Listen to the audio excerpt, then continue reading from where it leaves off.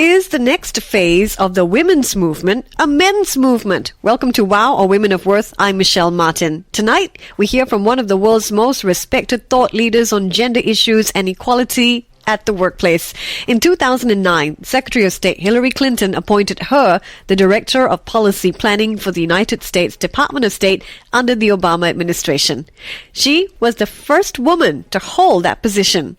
Prior to her 2-year tenure in public service, Dr. Emerita Switow was the Dean of Princeton's Woodrow Wilson School of Public and International Affairs from 2002 to 9. She was also the J. Sinclair Armstrong Professor of International, Foreign and Comparative Law at Harvard Law School from 1994 to 2002. I spoke with Professor Emerita Switow earlier this year when she gave a special lecture under the banner of the ExxonMobil Singapore Management University Dialogue. We'll hear more of my interview with Professor Switow later on how a work-life balance paradigm needs to be shifted. Can we look at work-life balance in terms of a family issue?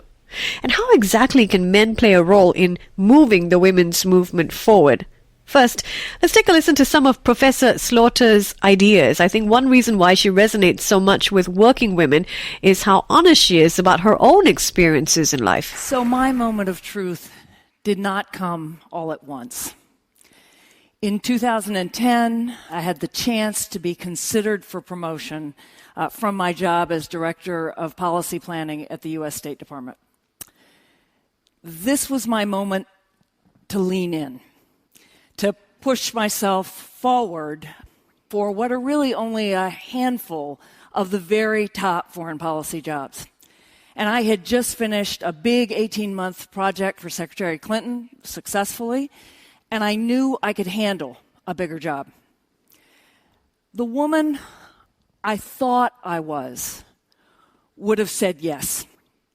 But I had been commuting for 2 years between Washington and Princeton, New Jersey, where my husband and my 2 teenage sons lived, and it was not going well. I tried on the idea of eking out another 2 years in Washington, or maybe uprooting my sons from their school and my husband from his work and asking them to join me. But deep down, I knew that the right decision was to go home, even if I didn't fully recognize the woman who was making that choice. That was a decision based on love and responsibility. I couldn't keep watching my oldest son make bad choices without being able to be there for him when and if he needed me. But the real change came more gradually. Over the next year, while my family was righting itself, I started to realize that even if I could go back into government, I didn't want to. I didn't want to miss the last 5 years that my sons were at home. I finally allowed myself to accept what was really most important to me, not what I was conditioned to want, or maybe what I conditioned myself to want. And that decision led to a reassessment of the feminist narrative that I grew up with and have always championed. I am still completely committed to the cause of male-female equality. But let's think about what that equality really means and how best to achieve it. I always accepted the idea that the most respected and powerful people in our society are men at the top of their careers, so that the measure of male-female equality ought to be how many women are in those positions. Prime ministers, presidents, CEOs, directors, managers, Nobel laureates, leaders. I still think we should do everything we possibly can to achieve that goal. But that's only half of real equality. And I now think we're never going to get there unless we recognize the other half. Professor Anne-Marie Slaughter there, and you heard an excerpt from her very well-known TED Talk that was held in 2013 when she asked, "Can we have it all?" That was the title of her talk, and you notice even in the title, it doesn't include the word women, because Slaughter speaks to men and women in her talk about how to expand the roles of and our definitions of masculinity and femininity so that we can all lean towards real equality at home, at the workplace, and the level of society. So Dr. Anne-Marie Slaughter there in that excerpt talking about how she passed over a position of power because a 14-year-old son who had started 8th grade was skipping his homework, disrupting classes, failing at maths, and tuning out any adult, as she writes, who tried to reach him. This in her 2012 Atlantic article titled "Why Women Still Can't Have It All." And that was an article that really started a conversation all around the world. We'll hear more from Professor Anne-Marie Slaughter and my interview with her as well. It's coming up in just a while. Stay with me. Add to your wow factor with Michelle Martin in the Wow Club on 938 Live.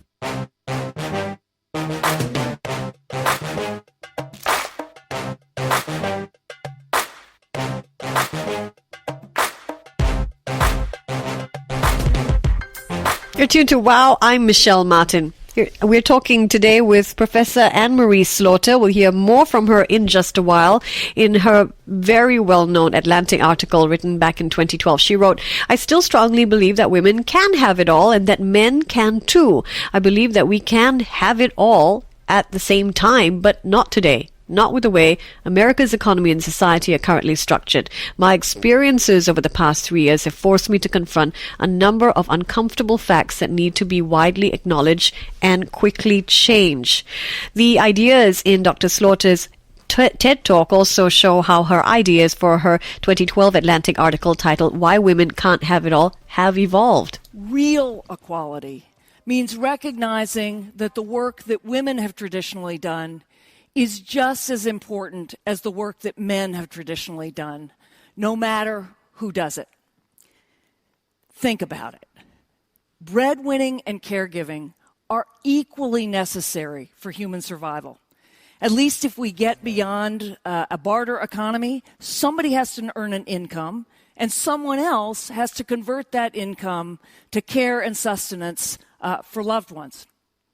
Now, most of you, when you hear me talk about breadwinning and caregiving, instinctively translate those categories into men's work and women's work. And we don't typically challenge why men's work is advantaged. But consider a same-sex couple, like my friends, Sarah and Emily. They're psychiatrists. They got married 5 years ago, and now they have 2-year-old twins. They love being mothers, but they also love their work, and they're really good at what they do. So how are they going to divide up breadwinning and caregiving responsibilities? The 2012 Atlantic article that Dr. Slaughter wrote has become the most read article in the history of the magazine and ignited a debate on the continued obstacles to genuine equality. Now, in that article, which sparked global conversation, Professor Slaughter took aim at the notion that women need to dream big to advance. And we hear this all the time in lean-in circles, women wondering, how much more do I have to advance, or how much more do I have to amp up my sense of ambition? Professor Slaughter writes how it's not the scope of women's ambitions that need to change. It is the mundane issues. They need to travel constantly to success, the conflicts between school schedules and work schedules, and the insistence that real work needs to happen at an office. These, she says, the mundane issues are the barriers that hold women back from success at the workplace. Social and business policies have to change. I started my interview by finding out how much of Professor Slaughter's ideas has changed since writing that article back in 2012, when she seemed to indicate it's not about leaning in and more about looking else at who else was doing the leaning in, as in, were men leaning in to work at home in the caregiving environment? women having it all are still the mundane issues that you mentioned in your 2012 Atlantic article. It sounded to me like you believe that those are still the issues, but framed within this idea of valuing care. Yes, I think things like having flexible work that allows you still to reach the top, having ways of designing careers differently, all the things I said in my Atlantic article are still absolutely big issues. It is important to lean in, confidence, there's a lot of things, but what has changed is I really do think that at bottom the problem is if you take time out for care, or if you're a caregiver full-time, we don't value that. And so at the top, you will not reach the top if you take time out for care. And at the bottom, if you're a sole caregiver and a breadwinner, you're much more likely to be at the bottom of the heap. It seems to me this transformation of the lens of looking at work-life dichotomy to this care and competition dichotomy enables all of us to reach our potential. I certainly hope so. One of the things that I truly believe is that women are carers and they're also competitive. So too are men, and that we have kind of denatured men by a construct of masculinity that looks only at competition, and that's as unnatural as the old construct of femininity that looked only at caring, and that actually both men and women have both sides to them and are healthier, happier, more productive human beings if they can both be both. You mentioned that your husband coached you when it came to presenting to a crowd, and you mentioned you learned to talk like a guy. I'm just wondering if it is easier to transform concepts of femininity than it will be to transform concepts of masculinity because of this general acceptance. Well, I certainly don't think we want men apologizing every time, before they speak, right there. But there are ways in which men should act more like women. And I said at the end of my Atlantic article, my husband always says that instead of always asking the women in his classes to raise their hand and talk, he wants the guys in his classes to stop raising their hand and blurt out whatever they think. In other words, he wants them to think more and wait more before they speak. So I think actually there are ways, again, where men certainly even as leaders, for instance, there's a whole crop of books on leadership that want men leaders to be more empathetic, to be more collaborative, to be more focused on a team. Those are traditionally feminine traits. So I do think we're in many ways we are asking men to tap into the more caring side of their natures. And there is a competitive advantage to that. Absolutely. Well. Absolutely. Just as there's a competitive advantage to women to being more competitive, that really human beings, there's a balance in all of us. Yes. You heard a member of the audience who said it is a male-dominated society here in Singapore. Do men want a movement towards awareness? And what can women do in cultures where there are very invested notions of masculinity? Well, every culture is different. And as I said, one of the things that surprised me was that my article had such a reaction around the world, which tells me that no matter where you are, these issues are still there.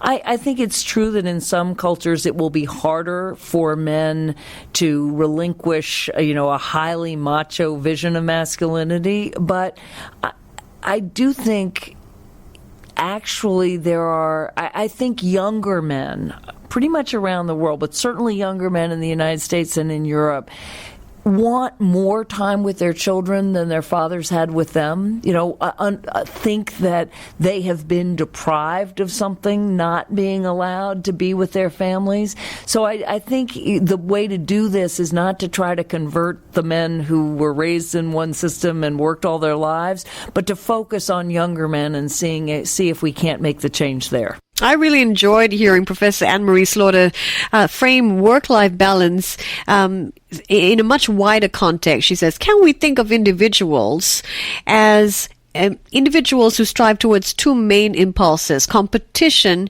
and care? And these are impulses within all of us, right?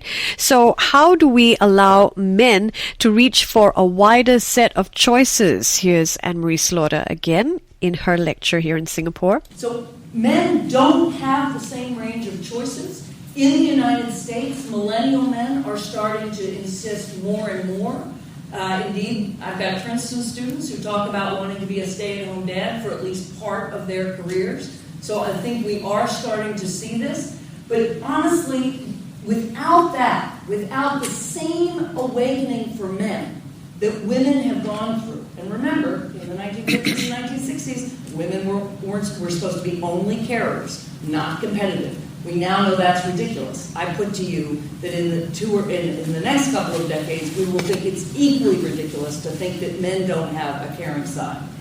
And she certainly lived through change. Professor Anne-Marie Slaughter started her lecture by sharing how she grew up in the 1960s in Virginia, where if a woman was intelligent, she was expected to hide it. And that's Professor Anne-Marie Slaughter, who, by the way, rose to the position of Director of Policy Planning under the Obama administration for the United States Department of State.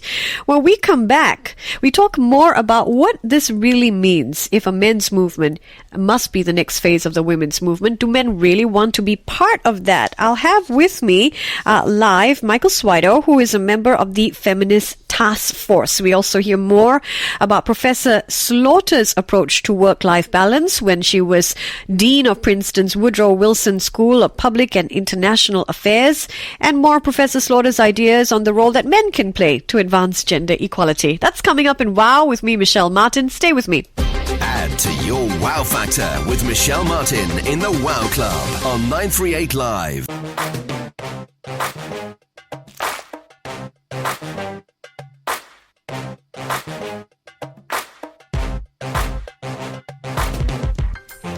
You're tuned to WOW, or Women of Worth. I'm Michelle Martin. She was president and CEO of the New America Foundation and the Bert G. Kerstetter University and Professor Emerita of Politics and International Affairs at Princeton University. Professor Anne-Marie Slaughter is not only known for her books, including A New World Order, she's written over 100 scholarly articles, and her ideas resonate with well over her 85,000 followers on Twitter. Professor Slaughter was the first woman appointed Director of Policy Planning during the Obama administration in 2009. Professor Slaughter was here in Singapore in May to speak at a special lecture at the Singapore Management University at the ExxonMobil SMU Dialogue. She started her lecture by saying feminism had stalled. Premise, as it says on the slide, that feminism had stalled. And that's not exactly new to me. All you have to do is look at the numbers. Right? Since 1990, the numbers of women at the top have not really budged. At most, we are, depending on the industry, somewhere in the United States between 15 and 17% of senior management, but the CEO numbers are tiny, right? They're 29, 30 out of 500 in the Fortune 500. And in some industries, it's down closer to 5%, particularly in the STEM industries and finance, in industries that are very still heavily male-dominated.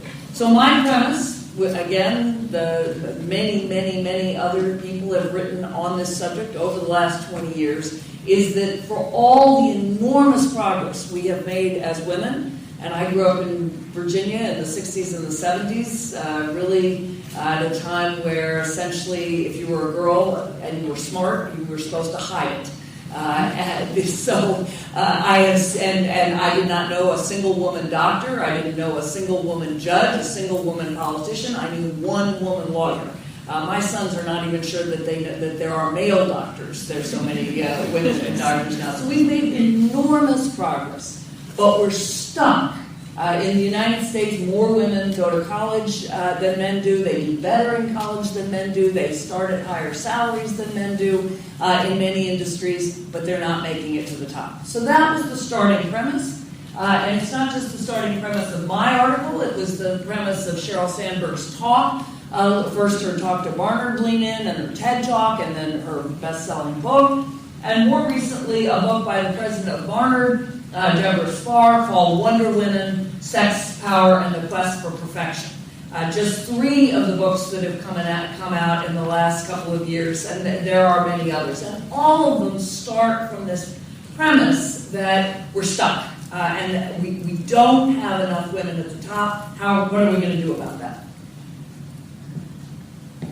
I'm going to put to you today that as long as we keep framing the question that way, we are not going to solve the problem.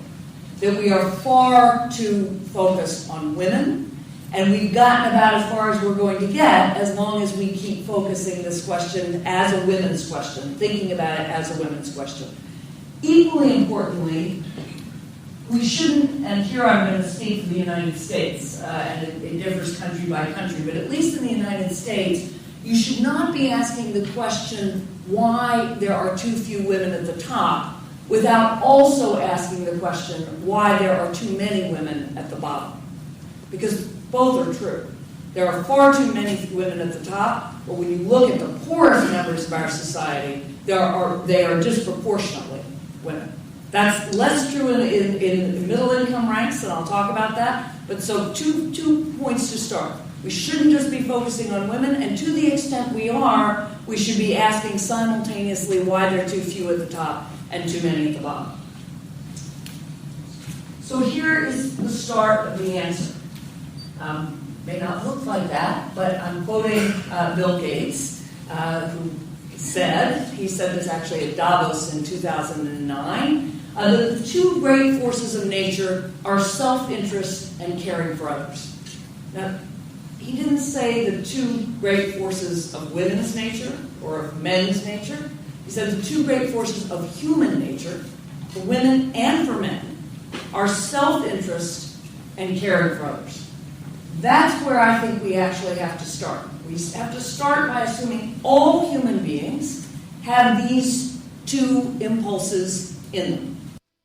Professor Slaughter in her wide-ranging lecture here in Singapore, quoting Bill Gates, who famously said the two great forces of nature are self-interest and caring for others. And if these forces lie within both men and women, how can we shape a world where both the choices made towards competing at the workplace for career advancement or the choice to caregive are both equally valued?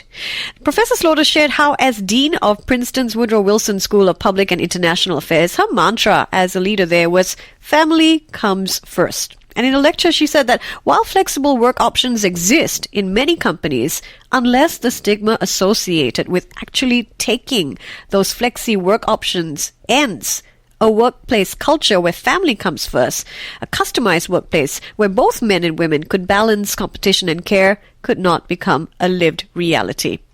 Professor Slaughter's ideas on the role that men can play to advance gender equality was also a theme that her TED audience heard back in 2013. Increasingly in developed countries, women are socialized to believe that our place is no longer only in the home. But men are actually still where they always were. Men are still socialized to believe that they have to be breadwinners, that to derive their self-worth from how high they can climb over other men on a career ladder. The feminist revolution still has a long way to go. It's certainly not complete.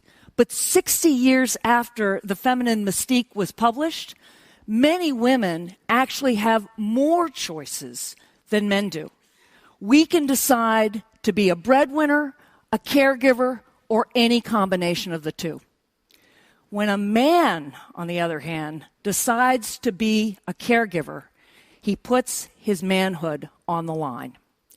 His friends may praise his decision, but underneath, they're scratching their heads. Isn't the measure of a man his willingness to compete with other men for power and prestige? And as many women hold that view as men do, we know that lots of women still judge the attractiveness of a man based in large part on how successful he is in his career. A woman can drop out of the workforce and still be an attractive partner. For a man, that's a risky proposition. So as parents and partners, we should be socializing our sons and our husbands to be whatever they want to be, either caregivers or breadwinners. But how can a men's movement lead to a wider range of choices, and would men want to be part of that movement? In a while, we'll hear from a member of the Global Feminist Task Force, Michael Switow, but first, more of my interview with Professor Anne-Marie Slaughter. What will it take at a policy level to see a greater awareness towards the need to build an infrastructure of care or even value care? As you said, housework has been seen as leisure, classified as leisure. So what's it going to take at a policy level to bring about transformation as to the value of care? Right. So one thing we can do is look at some of the most competitive societies in the world. So the Scandinavian countries have an infrastructure of care, and they are among the most competitive countries in the world.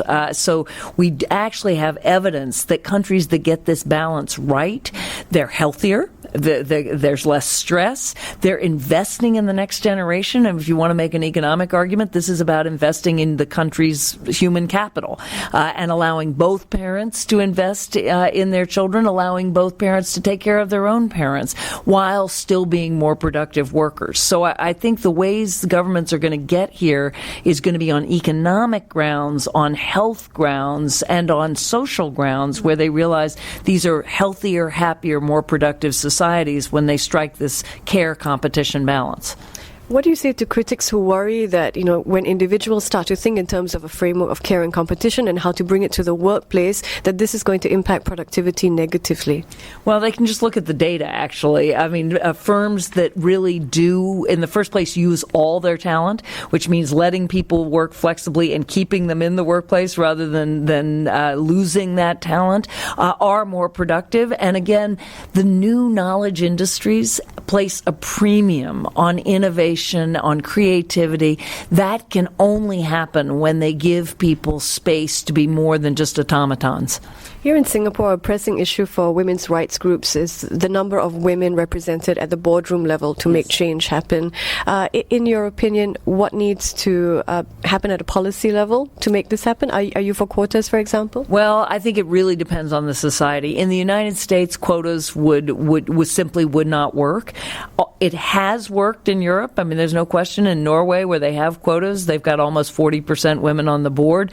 In France, for instance, quotas on women running for office has worked. I think it really does depend on whether or not Singapore is a society where a quota would work or not. I think you have to do something pretty dramatic. Another way to do this is have investors look at companies that don't have women on the board and question their results. In your 2012 Atlantic article, you talked about sequencing milestones in your life. For example, you talked about a single woman choosing to freeze her eggs. Here in Singapore, a single woman cannot choose to freeze her eggs unless she has a clinically indicated reason. In your opinion, is a woman's control over her future reproductive choices an important part of how women and societies can address a gender gap? Yes, I absolutely think so. And I think men may come to this view as well, because there's increasing evidence that older fathers, their sperm is more defective. So I think we're more likely to see couples freezing embryos and women freezing eggs, and men also. I mean, nobody stops a man from saving his sperm. I think it should be each person should have the right to control their reproductive health. Professor Anne-Marie Slaughter there in my interview with her. Joining me now is Michael Switow. If the advance of a women's movement requires the impact of men, we need to hear their voices on the issue. Michael Switow is a member of the Feminist Task Force. Michael, do men have a role to play to advance gender equality? Most definitely, Michelle. First off, thank you for inviting me on the show. I think one of the things that we have to realize is that women's rights are human rights. And I think Professor Slaughter really is right on target when she says that for us to achieve this, it's going to take all humans to realize it. We need changes in mindsets. We need changes sometimes in culture. And we definitely need policies to back it up. Professor Slaughter mentioned men needing to embrace that impulse to caregive. And, we're not just talking about raising children. We're also talking about caregiving in terms of the elderly, for example. Do you think women will view women who caregive as less attractive? Will women view men I think that they're less attractive if they're caregivers?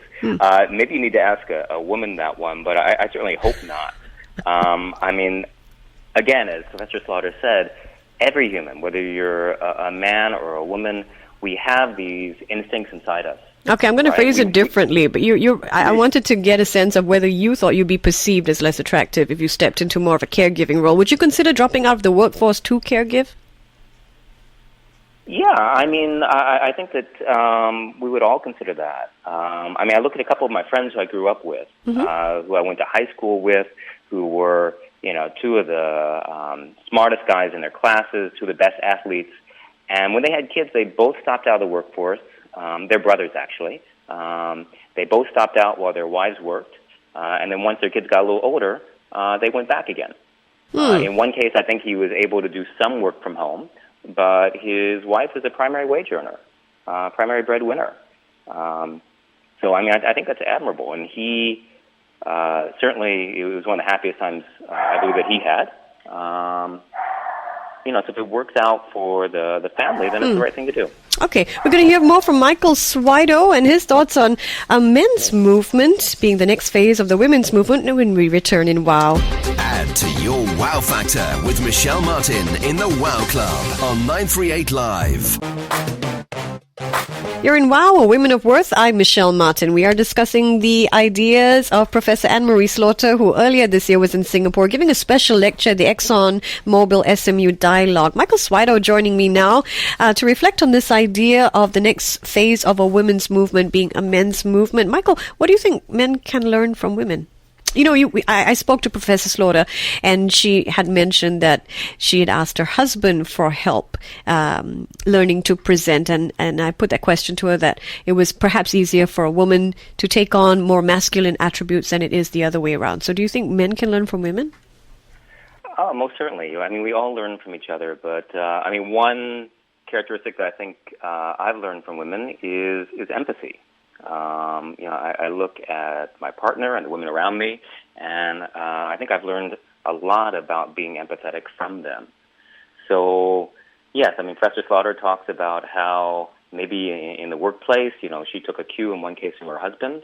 But I actually think whether it's the workplace or at home or, out on the streets, we can all learn from the other sex. Okay, well, I wish I had time to find out more about the work of the Feminist Task Force. Maybe another show. Michael, thank you so much for joining us. Thank you, Michelle. You can hear more of Professor Anne-Marie Slaughter's full TED Talk on YouTube. Thank you to the Singapore Management University for the time with Professor Anne-Marie Slaughter when she was here speaking at the Exxon Mobil SMU Dialogue. Thank you for joining me here on WOW, or Women of Worth. You can hear an encore edition of this program tomorrow at 2 p.m. Add to your WOW factor with Michelle Martin in the WOW Club.